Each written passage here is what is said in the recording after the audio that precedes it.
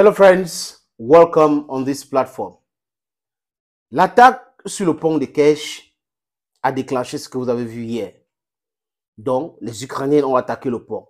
Dimanche, les Russes ont organisé une réunion de crise après le travail des enquêteurs lundi. Et juste après cela, les Russes ont dit que ce sont les Ukrainiens qui ont attaqué avec l'aide des Américains. Et là, quelques heures, les Ukrainiennes, leur service secret, acceptent que oui, c'est nous qui avons attaqué le pont de Kerch. C'est le pont qui relie la Crimée à la Russie, donc mainland Russia. Et ils ont utilisé quoi? Un bateau de guerre fourni par les Américains. Et là où ils stockaient les armes, les Russes, hier, ont détruit tout cela. Oui, ça a été détruit. Et les fuites ça et là des Américains qui commencent à dire leur façon de calmer la situation, de calmer le jeu, non, c'est pas nous, vraiment, on n'a pas fait ça, on va faire ça. Mais ils doivent savoir que les Russes ont la capacité, peut-être plus que les Américains, pour se défendre. Les Russes ont les renseignements. Je vous rappelle, les amis, que les Russes ont lancé un satellite uniquement pour sauver le territoire ukrainien. Pendant cette période, ils ont lancé les satellites pour sauver l'Ukraine. Oui. Donc, si vous avez un pays comme la Russie, immensément riche, vaste, qui a une armée forte, qui a des technologies militaires et civiles aujourd'hui, qui démontre sa capacité, vous devrez faire très attention. C'est le premier exportateur d'armes. Oui, le premier exportateur d'armes au monde, c'est la Russie. La Russie a les meilleures technologies d'armement. Les missiles hypersoniques, les Américains ont essayé, ça a échoué lamentablement. Les Européens, c'est pas leur dada, ils ne peuvent pas arriver là-dessus.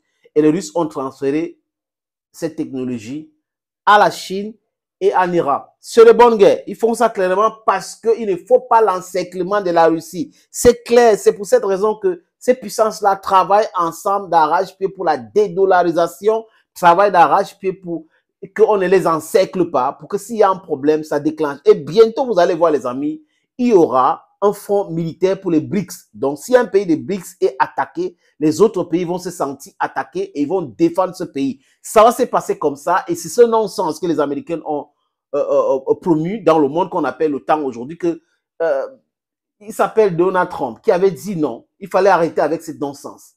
Et ils ont poussé les pays vers l'armement, alors qu'on veut vivre en paix. Les gens nous proposent plutôt la guerre tous les jours. Regardez cette image qui a fait très mal aux Russes. Voilà ça. C'est le pont de Kerch. Le pont a été attaqué, les amis, par un drone ukrainien. Et vous voyez qu'il y a des enquêteurs déjà sur ce pont. Cette image a été filmée lundi, juste après l'attaque dimanche soir. Voilà, c'est une image qui n'a pas de son. Vous voyez là, les enquêteurs ont fait leur travail. Et ouf, les Ukrainiens disent quoi? C'est nous qui avions attaqué.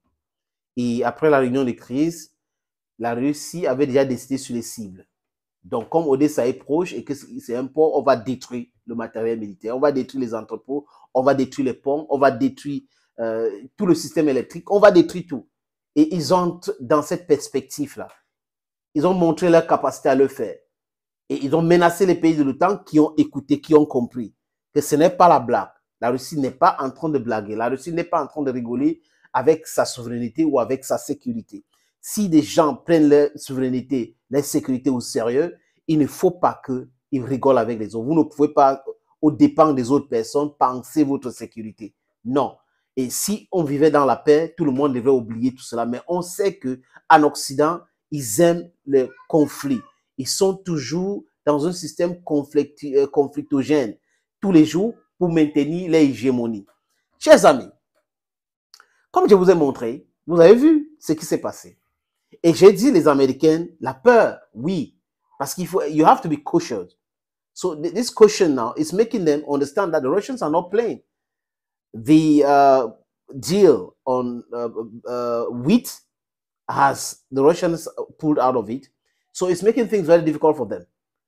Very, very difficult for them. And then the attack on the bridge proved a point, and the Russian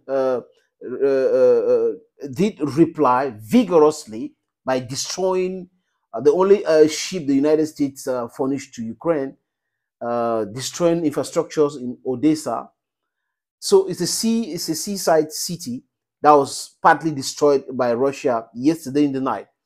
Et là, Blinken s'est dit, oh, nous sommes pointés du doigt par toutes les enquêtes. Nord Stream 2, le pipeline, nous sommes pointés du doigt parce que ce n'est pas des Ukrainiens. Ils accusent les Ukrainiens.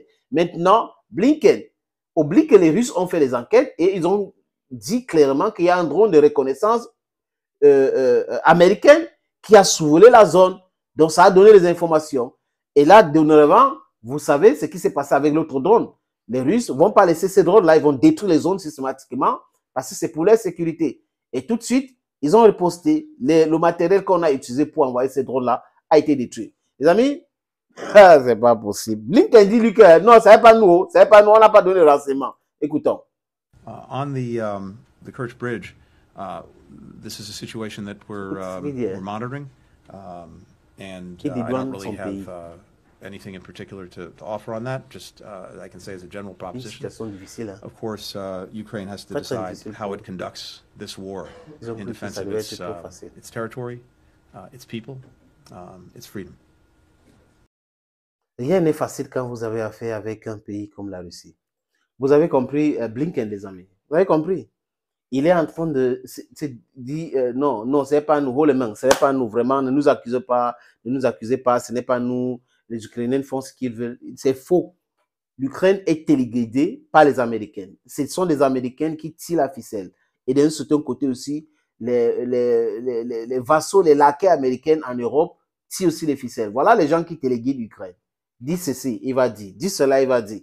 Mais à un moment donné, il commence à comprendre que toutes les promesses que les gens lui ont faites, ce sont des promesses fallacieuses.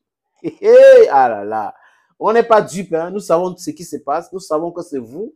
Et aujourd'hui, vous êtes obligés de venir vous expliquer parce que c'est un pays qui est costaud, c'est un pays, un dur à cuire.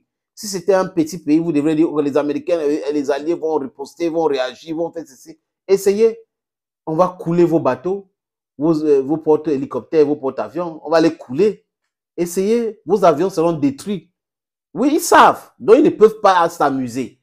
Et la coopération Chine-Russie, là, ou Russie-Chine, russo-chinois, ou russo-chinois,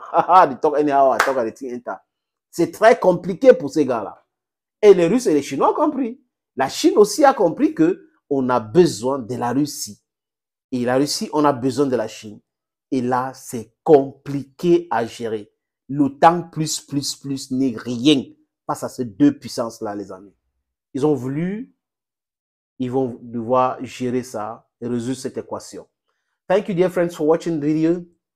If you can, continue to liking, continue sharing videos, commenting too. Thank you. God bless you. Bye-bye once more.